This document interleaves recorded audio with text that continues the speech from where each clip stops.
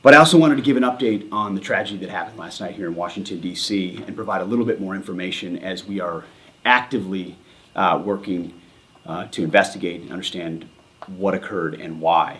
At about 8:48 last night, a UH-60 assigned to the U.S. Army Aviation Brigade in the Military District of Washington, Fort Belvoir, Virginia, collided tragically with a civilian airliner.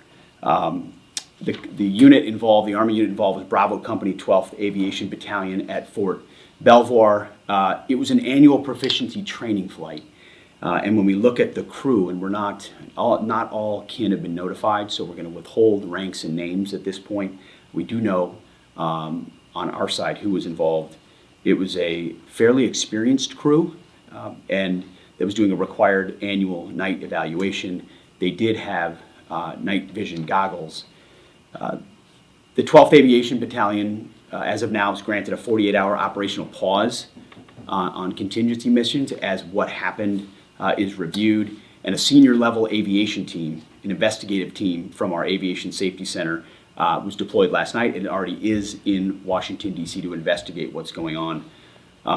We anticipate that the investigation will quickly be able to determine whether the aircraft was in the corridor and at the right altitude at the time of the incident. As I mentioned, next of kin notifications are ongoing. It's a tragedy, a horrible loss of life for those 64 souls on that civilian airliner, and of course, the 3 soldiers in that Black Hawk. They're in our prayers, their families and their communities. As people are notified, I can't imagine.